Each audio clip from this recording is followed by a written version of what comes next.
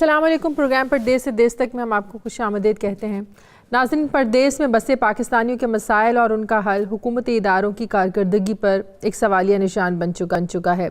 साल साल गुजरने के बावजूद भी मुतासरीन के पास दरबदर की ठोकरें खाने के अलावा कोई रास्ता उनके पास नहीं होता और ऐसे में फिर उन्हें मायूसी अपने परदेस वापस लौटना पड़ता है। नाज़रीन, मुल्क की मईशत को सहारा देने वाले ओवरसीज़ पाकिस्तानियों का जब कोई अपना सहारा ना बने तो यकीनन ऐसे हालात मायूसी की वजह बनते हैं। नाज़रीन, जैसे कि हमें अपने इस प्रोग्राम में मुख्तलिफ जो स्टोरीज़ करते हैं फिर उनका फॉलोअप भी लेते रहते हैं। आज भी हम अपने प्रोग्राम में 2 स्टोरीज़ का फॉलोअप लेने जा रहे हैं जिन इश्यूज़ पर हम प्रोग्राम में पहले भी बात कर चुके हैं। आज हम जिस स्टोरी का फॉलोअप लेने जा रहे हैं वो बरतानिया में मुकीम मुतासर शख्स शबीर अहमद की कहानी है।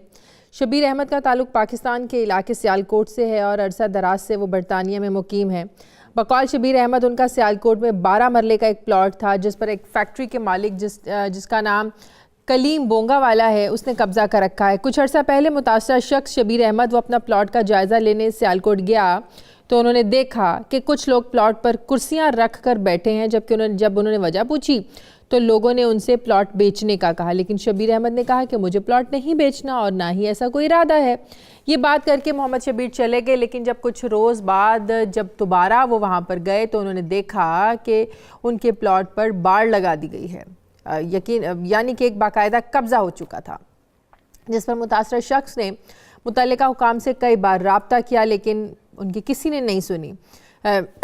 इसका पहले फॉलोअप लेंगे और जो हमारी दूसरी स्टोरी है वो है मुतासर शख्स सैयद हैदर अली जिनका ताल्लुक़ मंडी बहाउद्दीन की तहसील मलकवाल से है। ये भी अरसा दराज से बरतानिया में रहते हैं। बकौल हैदर अली मंडी बहाउद्दीन की तहसील फालिया में 72 एकड़ आबाई ज़मीन है जिसमें से 37 एकड़ उनके पास है और बकिया ज़मीन पर सैफ राजा नामी शख्स नाजायज़ तौर पर कब्ज़ा किए बैठा है। मुतासर शख्स का ये कहना है कि जब उनको कब्ज़े का इल्म हुआ तो 2009 में मुतल्लिका तहसीलदार से रब्ता किया और सारे मामले से उन्हें आगाह किया, जिस पर मुतल्लिका तहसीलदार ने कमेटी तश्कील दी ताकि जगह जगह की निशानदेही की जा सके। तमाम तर मामले की तहकीक के बाद कमेटी की रिपोर्ट सैयद हैदर अली के हक़ में आई, लेकिन सैफ राजा को ये फ़ैसला पसंद नहीं आया। फिर उसने कब्ज़ा देने से साफ साफ इनकार कर दिया और फिर बाकी की ज़मीन पर अभी भी मुबैना शख्स का कब्ज़ा बरकरार है। ये स्टोरीज़ दोनों हम पहले भी कर चुके हैं। मज़ीद इनमें क्या पेशरफ्त हुई है, इन लोगों को इनका हक़ मिले। सबसे पहले शबीर अहमद से ही बात करते हैं। शबीर साहब, क्या आपके जो प्लॉट पर जो कब्ज़ा हुआ सियालकोट में, आपने कोई कानूनी कार्रवाई का सहारा लिया था? अब तक क्या हुआ? जी, मैंने ओवरसीज में एप्लीकेशन दी थी, ओवरसीज सेल्स में फिर जो इन्होंने बनाया हुआ है ना ओवरसीज सेल्स, जी पहले दी थी। उसके बाद दोबारा उन्होंने कहा कि पूरी तरह फॉलो नहीं किया आपने, इसलिए दोबारा फिर दी मैंने एप्लीकेशन। अच्छा, तो फिर उसको फॉलो अप उन्होंने यहाँ तक किया है कि वो मुतल्लिका थाने तक पहुंची बात, तो उन्होंने कहा कि दोबारा निशानदेही लें। मैं निशानदेही तो पहले भी लेके बुतियां लगा चुका हूँ वहां पे, मैं बार बार निशानदेही लेता रहूं। तो लेकिन वो उसके बाद जो प्रोसीजर हुआ है उन्होंने ये कह दिया कि ये इसकी जगह जो है ना वो गलियों में चली गई है। कहाँ चली गई है? गलियों के अंदर चली गई है, वहां पे जगह ही नहीं है। सही। कितना साल पहले आपने प्लॉट खरीदा था? ये मैंने 94 का खरीदा हुआ है। अच्छा, तो यहाँ पर इसकी देखभाल मतलब कि कौन करता था और कितने अरसे बाद आपको ये पता चला था कि प्लॉट ये पर मुझे कब्जा हो गया? 2009 में पता चला था। उसका अच्छी जब कलीम डूंगा वाला ने वहां पे कुर्सियां रखी हुई थी ना, तो वो कह रहा था सेल करना होगा तो मुझे करना, हमें सूट करता है। मैंने कहा अभी इरादा नहीं है। जब दोबारा गया हूँ तो उन्होंने वो कहा कि आपका तो प्लॉट इधर है ही नहीं, कहीं और होगा। तो आपने कोई कानूनी कार्रवाई का सहारा लिया? उसके बाद मैंने फिर कानूनी कार्रवाई की ना। क्या कानूनी कार्रवाई की आपने? ओवरसीज में एप्लीकेशन दी है और उन्होंने फॉलो अप तो किया है आप एप्लीकेशन में। नहीं, मेरा मतलब अदालत तक मामलात गए, पुलिस की कार्रवाई करवाई, ये होती है ना लीगल कार्रवाई। कार्रवाई करवाई है पुलिस, तफ्तीशी अफसर भी गया वहाँ पे, उसने भी सामना हुआ है, भूंगे वाले से भी सामना हुआ है। वो कहता है कि आपकी जो प्लॉट है ना वो गलियों में चला गया, आप दोबारा निशानदेही लें। सही। जबकि मेरी रजिस्ट्री है वो हदूद रुपए के साथ है। इस प्लॉट की रजिस्ट्री आपके पास है? जी हामिद नुमाइंदे हैं रजिस्ट्री जो है ना, सियालकोट से, उनसे पूछते हैं। हामिद, ये रजिस्ट्री भी इनके पास है, वो कह रहे हैं उनका प्लॉट कहीं गलियों में चला गया है, निशानदेही करने में कुछ मसला आ रहा है। जी, तकरीबन 1 साल कबल हमने इस पे वर्क किया था, जब ऑन एयर हुआ था देश प्रदेश प्रोग्राम में। यही शबीर साहब थे, और इसके अलावा दीगर जो हकामे बाला थे वो भी थे साथ। उनसे जब बात हुई थी, मैंने खुद जब इस पे वर्क किया, मैंने देखा है वहां पे जाके, ये नेकापुरा का इलाका है, शफीदा भट्टा इसको कहते हैं। और ये जो कलीम बोंगा वाला जो शख्स है, ये इंतहाई चालाक शख्स है। पहले तो ये ऑन कैमरा आने पे हमारे साथ बात करने से इनकार करता रहा है, और जब इसके साथ हमारी ये तय हो गया कि हम बात करेंगे, वो कहता था ठीक है मैं बताऊंगा इसको। मैंने कहा कि हम आपके खिलाफ नहीं कोई भी बात करें, जो हकायक है आप वो बता देना। तो ये इसने आमादगी का इजहार किया, और इसी दौरान इसने हमें कुछ पैसों की भी ऑफर की थी कि आपने हमारी फेवर में ये बात करनी है। बहरहाल ये जो बंदा है ये इंतहाई चालाक बंदा है, और ये सिर्फ ये जो शबीर साहब हैं इनके प्लाट पर ये काबज नहीं है, ये दीगर भी इससे मुतासरा जो लोग हैं वो भी हैं, वो जो फिर तो पुलिस के बाद इस शख्स के बारे में बड़ी शिकायत होंगी। अगर और लोगों के साथ भी इसने फ्रॉड किए हैं तो फिर पुलिस कार्रवाई क्यों नहीं करती है? जी बिल्कुल, ये नहीं, असल में बात यह है कि चूंकि इसे जो साबका हुकूमत थी वहां भी सियासी लोगों के साथ इसके जो अच्छे रिलेशन थे, अब भी इसके ऐसे लोग जो है अपने रिलेशन ढूंढ लेते हैं, अब भी इसके ताल्लुकात हैं। लेकिन पिछली जब इसकी निशानदही हुई थी प्लॉट की, तो तब इसके खाते में गया था। शबीर साहब का जो प्लॉट है ये वहां पे मौजूद था, और अब जब इसको पुलिस ने दोबारा एएसपी साहबा जो हिना मुनव्वर हैं, उन्होंने कहा था कि मुझे चूंकि मैं यहाँ पे नहीं आई, मुझे तो इसके हकायक नहीं पता, मैं नहीं जानती, आपके पास डॉक्यूमेंट्स जरूर हैं, लेकिन वो शख्स चूंकि काबज है। एक कब्जा करने की कोशिश में और कब्जा हो जाने में बहुत फर्क है। पुलिस जब कब्जा हो जाता है उसको वागजार अदालत के आर्डर्स के बगैर नहीं करवा सकती, और अगर कोई कोशिश कर रहा हो तो वहां पे उसको रोका जा सकता है। तो दोबारा इसको कहा गया था कि वहां पे, इन्हें शबीर साहब को कहा था कि यहाँ पे करवाएं निशानदही, और जब दोबारा निशानदही की गई तो पटवारी के साथ मुबैना जो मिली भगत है उसका नतीजा ये है कि अब इनका जो प्लाट है वो गलियों नालियों में चला गया है, और जिसका वहां पे प्लाट नहीं था कलीम बोंगा वाले का, वो इनका प्लाट उसके खाते में चला गया। सही। प्रोग्राम में वक्त एक ब्रेक का, वापस आते हैं एक वक्फे के बाद।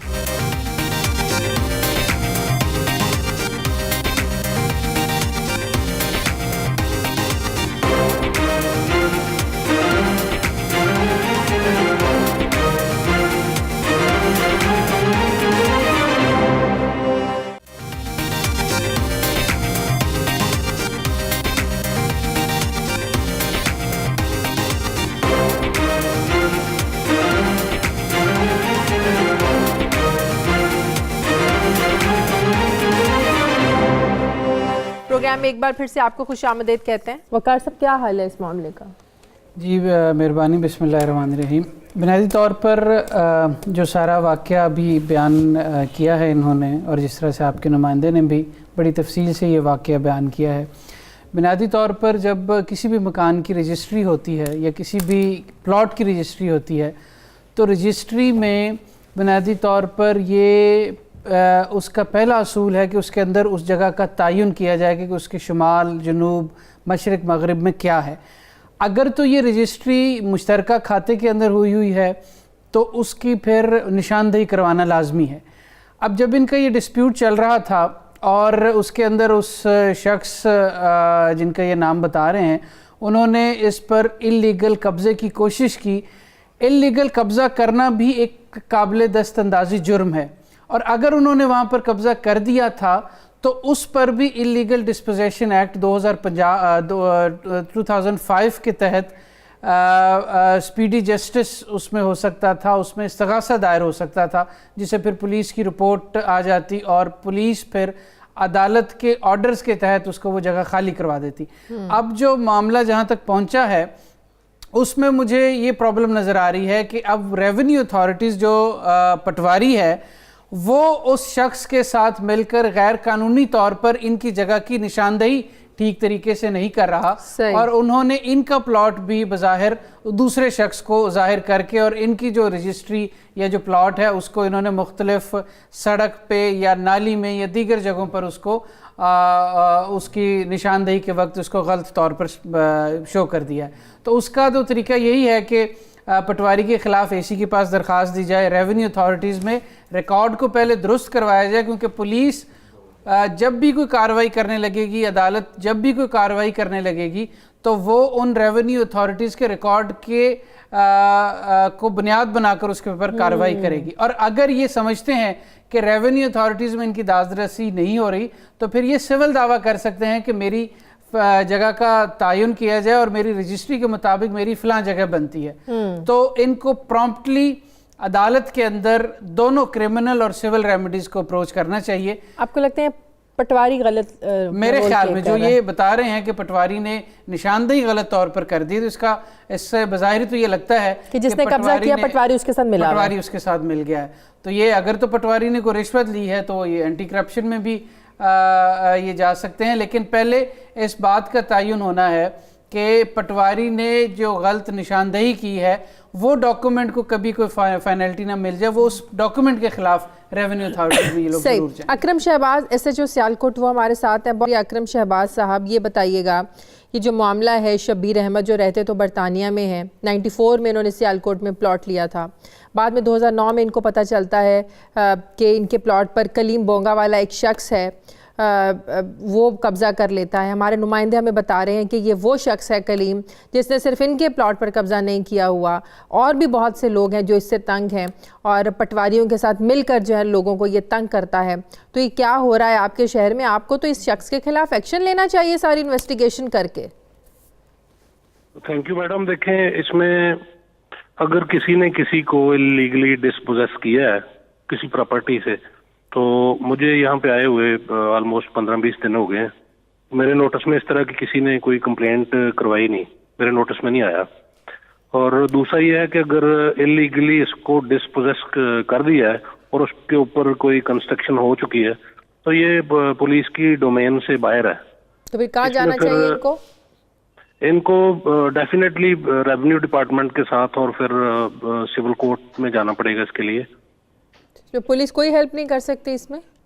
पुलिस इसमें जिस तरह से उन्होंने इसको डिस्पोजेस करने की कोशिश की है इलीगली, उस टाइम अगर ये पुलिस को अप्रोच करते तो पुलिस इनकी टाइमली हेल्प कर सकती थी। बिल्कुल सही। आपका मतलब है ये रेवेन्यू अथॉरिटीज का काम है। अभी नुमाइंदे आपके फरमा रहे थे कि कुछ पेंडिंग है जिसमें SP साहब ने कोई कार्रवाई की है या वो उनके पास कोई मैटर है, तो वो क्या मैटर है जनाब SHO साहब?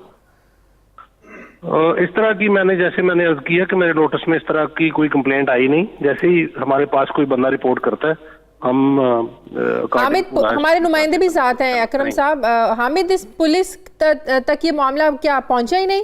जी, पुलिस तक मामला ये पहुंचा था और उसके बाद फिर इनको रेफर किया गया आगे रेवेन्यू अथॉरिटीज की तरफ कि वहां पे जाके अपनी जो निशानदही है वो करवाएं। अगर निशानदही के मुताबिक आपका जो प्लॉट है वो निकलता है तो फिर उस पर जरूर कार्रवाई की जाएगी।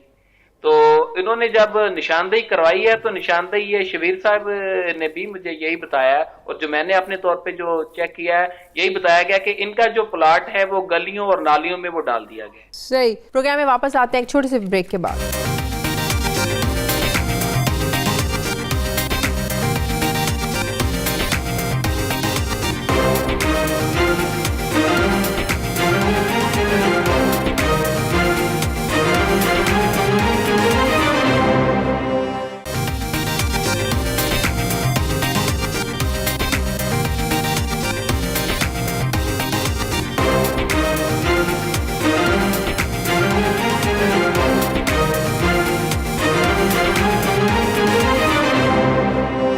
Welcome back. शबीर साहब, आप जब बरतानिया में हैं, आपका बहुत कम आना जाना होता है, तो ये कानूनी जो मैटर हैं आपकी एब्सेंस में कौन देखता है ये सारे मैटर?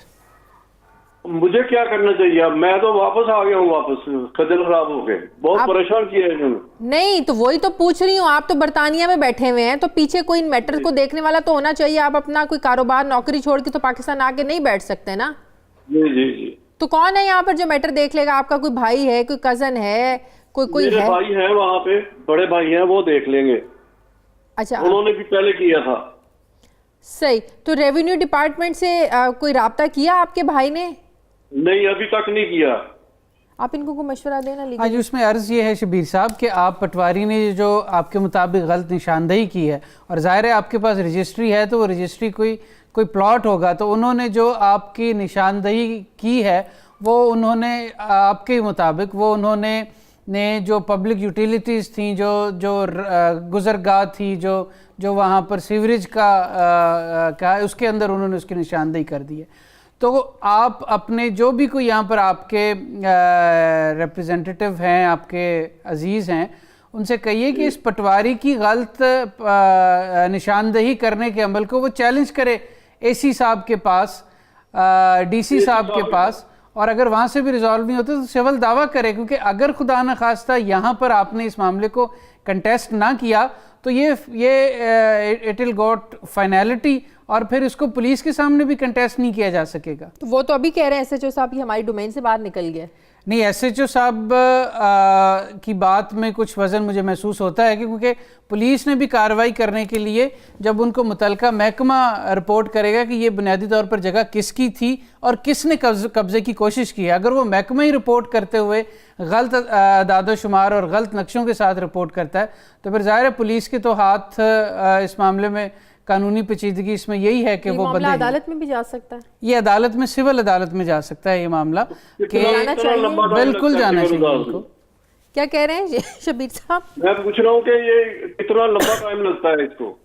देखिए, अदालत में जब आप जाएंगे तो आप सबसे पहले तो मेरा आपको मशवरा ये है कि आप मुतलका एसी के पास दरख्वास्त लेकर जाएं कि वो किसी और पटवारी की ड्यूटी लगाए कि उसकी निशानदेही को ठीक तरीके से किया जाए, और अगर तब भी मसला हल नहीं होता तो फिर आप उस रेवेन्यू अथॉरिटीज़ को फरीक बनाकर सिविल कोर्ट में जाएं, सूट फॉर डिक्लेरेशन फाइल करें कि ये मेरे पास सबूत है प्रॉपर्टी की मलकियत का, और ये प्रॉपर्टी का गलत तौर पर निशानदेही की गई है, मेरा ये निशानदेही बनती है, उसके मुताबिक अदालत ये डिक्लेयर करेगी ये फलां प्लॉट मेरा है। और शबीर साहब, आप हमारे नुमाइंदे से हामिद से आप राब्ता रखें, अपने भाई का भी उनको नंबर दें, तो हमारी तो यही कोशिश है कि ओवरसीज जो पाकिस्तानी आप लोगों के मसाइल हल हों, हम अपने ताईं जो कर सके वो ज़रूर करेंगे। हमारा जो नुमाइंदे हैं सियालकोट में, वो जिस हद तक हो सका इस मामले में आपसे कोऑपरेट करेंगे। बहुत शुक्रिया। नाज़रीन, अगली स्टोरी की तरफ आगे बढ़ते हैं। सैयद हैदर अली, जिनका ताल्लुक मंडी बहाउद्दीन की तहसील मलकवाल से है, इनका भी यही मसला है कि तहसील फालिया में 72 एकड़ इनकी ज़मीन थी, जिसमें से 37 एकड़ इनके पास है और बाकी पर सैफ राजा नामी शख्स नाजायज़ तौर पर काबिज़ है। ब्रसल से हैदर अली हमारे साथ हैं, फालिया से अब्दुल वाहिद नुमाइंदे हमारे साथ हैं, असिस्टेंट कमिश्नर फालिया तौकीर इलियास चीमा भी हमारे साथ होंगे। हैदर अली से पहले बात कर लेते हैं। हैदर अली, कोई कानूनी कार्रवाई आपने की? पहले तो हम आपका बहुत शुक्रिया अदा करते हैं 92 न्यूज़ की पूरी टीम का, परदेश से देश तक की टीम का। इन्होंने हमारी आवाज़ को पहुंचाया अवाने बाला तक और हमें हमारे हक हासिल करने के लिए हमें एक फोरम अदा किया।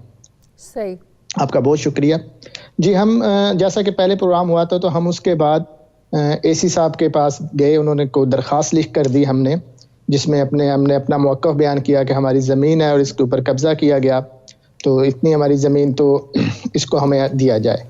तो एसी साहब ने कानून के मुताबिक बहुत अच्छे तरीके से हमें डील किया और प्रॉपर चैनल से उन्होंने वो उसको तहसीलदार साहब को मार्क की दरख्वास्त हमारी, तो उन्होंने मार्क की पटवारी साहब जो है वो अपना पूरा अमला लेकर वहाँ हमारे गांव में गए, जहाँ पे जाके उन्होंने तमाम उसकी जगह जो है उसको निशानदेही वगैरह की और उसकी रिपोर्ट बनाकर वापस एसी साहब को दे दी।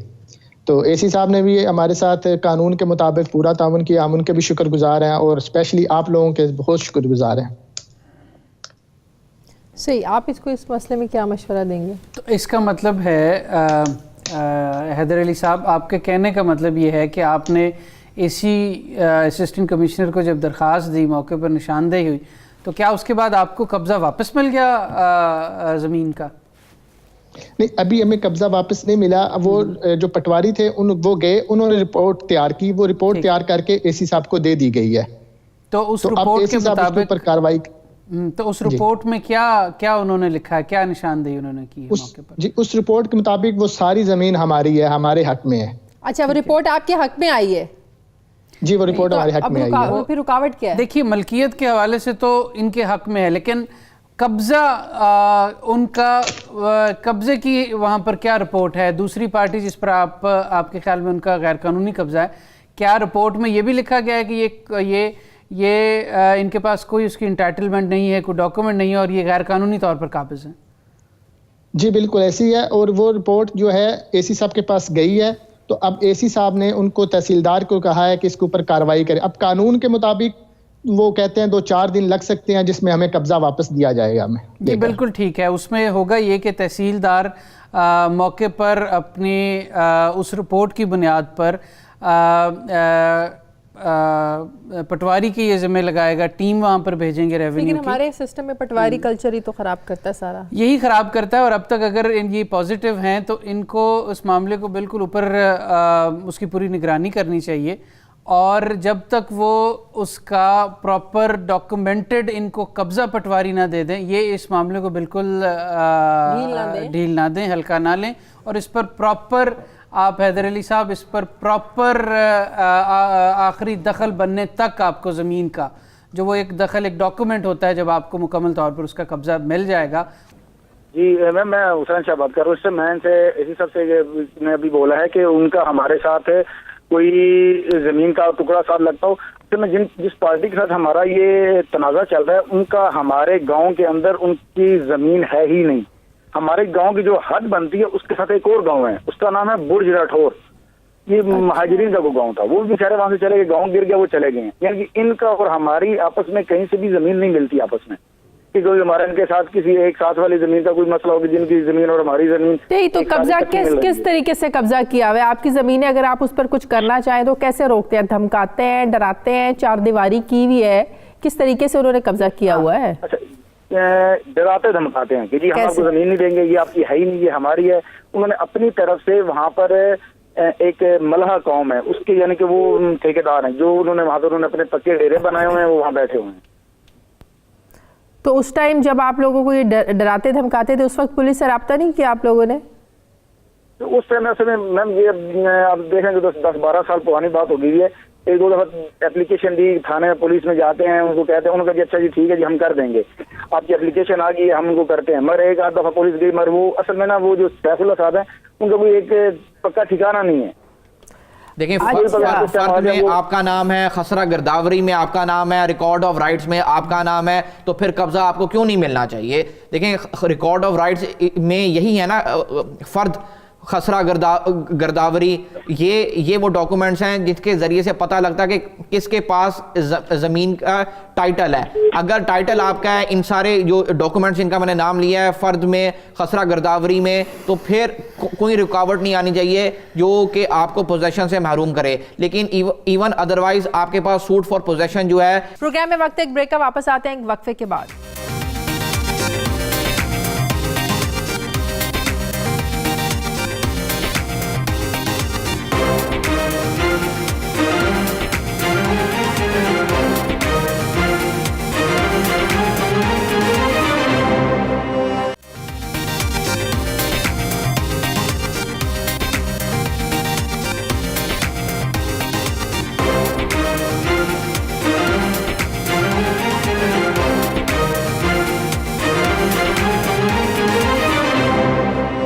प्रोग्राम में एक बार फिर से आपको खुशामदीद कहते हैं। सर, अपने नुमाइंदे से भी बात कर लेते हैं। अब्दुल वाहिद, अभी रुकावट कहाँ पे है? जी बिल्कुल, 92 न्यूज पर जब ये प्रोग्राम हो रहा था उस वक्त एसी फालियात वकील इलियास चीमा साहब ने कहा था कि ये लोग जब चाहें मेरे ऑफिस आ सकते हैं। प्रोग्राम होने के बाद जब ये लोग एसी फालिया के ऑफिस में गए थे, उन्होंने जब दरखास्त दी जिसके साथ जमाबंदी भी थी और जमीन का फर्द भी था, तो एसी साहब ने वो एप्लीकेशन मार्क करके तहसीलदार को भेजी थी और कहा था कि मुझे इसकी जल्द से जल्द रिपोर्ट दें। उसके कुछ दिनों बाद ही पटवारी और जमीन पैमाइश करने वालों ने जब मौका पर जाकर निशानदेही करके रिपोर्ट एसी साहब को दी, तो एसी साहब फालिया वकील इलियास चीमा साहब ने वो रिपोर्ट दोबारा तहसीलदार को भेज दी और उनको कहा था कि कानून के मुताबिक मुझे इसकी जल्द से जल्द रिपोर्ट दें, जो कि अभी तक रिपोर्ट नहीं हुई आई एस साहब के पास। और जब हमारी उससे बात हुई थी, वो जो सैफ नामी बंदा है रांझा साहब जिन्होंने कब्जा किया हुआ है वहां पर, उनका कहना था कि मैंने अदालत से इसका स्टे लिया हुआ है, ठीक है, जो कि निशानदेही का इसके साथ बिल्कुल हाफिजाबाद जिला पड़ता है। हाफिजाबाद वाली साइड से वो उसका बकौल उसका कहना था कि हाफिजाबाद वाली साइड से इसकी फरमाइश करें, जो इनकी जमीन बनती है, जो हमारी बनती है वो हमें दे, जो इनकी बनती है वो इनको दे। का मतलब है कि रिपोर्ट इनके हक में है, तो अब ये फिर देर कहाँ पर है? इसमें बेसिकली होता क्या है कि जब भी एक दफ़ा रिपोर्ट आ गई है तो एसी ने इम्प्लीमेंटेशन के लिए तहसीलदार को मार्क की है। अच्छा, अब तहसीलदार पे डिपेंड करता है। अब तहसीलदार पे डिपेंड करता है कि वो कितनी जल्दी उसको इम्प्लीमेंट करवाता है। फिर अब इम्प्लीमेंट करवाने का मतलब ये है कि जो कब्जा करने वाले हैं उनसे मौके पर जाकर इन्होंने पहली जो रिपोर्ट है उसमें इनके उन्होंने डॉक्यूमेंट्स चेक किए हैं, उन्होंने वेरीफाई कर दिया है कि बिल्कुल ये रियल ओनर हैं इस जमीन के। ठीक है, अब 60% फैसला तो इनके हक में आ गया। अब तहसीलदार आगे मजीद वहाँ पर मौके पर जाकर जिस जगह का कब्जा इनके पास नहीं है और मलकियत इनकी है, इनको वहाँ पर कब्जा दिलवाएगा।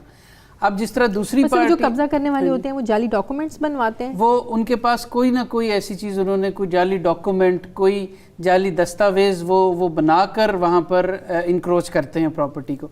अब जिस तरह इन्होंने बताया कि वो दूसरी पार्टी ये कह रही है कि हमने कोई सिविल दावा भी दायर कर रखा है, तो वो सिविल दावा और वो स्टे इसी तरह दायर किया जाता है कि कोई जाली कागज बनाकर या कोई जाली क्लेम बनाकर वो सिविल दावा कर दिया जाता है कि हमारा जिसकी है वो उस पे कुछ कर सकता है ना कब्जा। स्टे का यही मतलब होता है ना कि जिसकी मलकियत भी है वो उस पे यूज नहीं कर सकता, जो है और जैसे है वैसे ही वहां पर वो स्टे तो फिर 20-20 साल चलता है।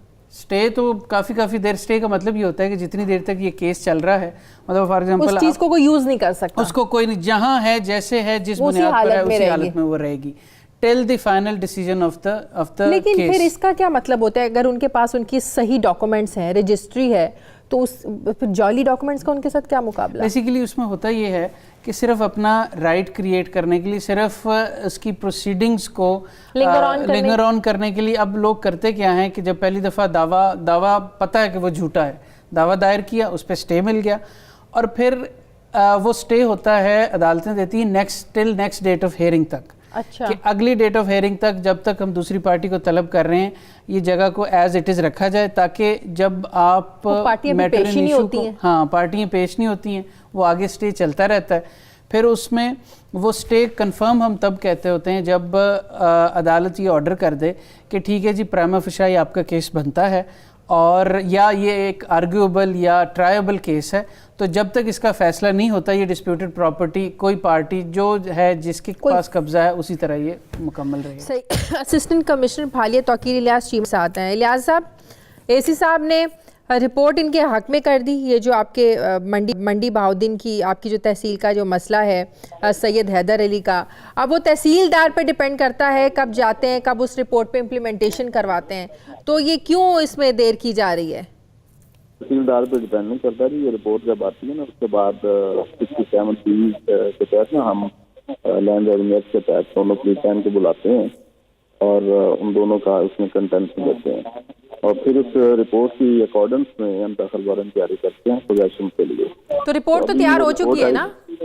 ये रिपोर्ट आई है, उसकी हमने एक डिटेल रिपोर्ट में उसमें एक दो लेकुनास थे, वो एप्लीकेंट आए थे मेरे पास, आपके एप्लीकेंट, तो फिर मैंने भेजा था कि उसकी एक डिटेल रिपोर्ट आ जाए, तो प्रॉबेबली ये 2-3 दिन में आ जाएगी। उसके बाद इसमें कोर्ट में फिक्स करेंगे, 67 की प्रोसीडिंग्स होंगी और फिर अकॉर्डिंगली इसका हम डिसीजन करेंगे।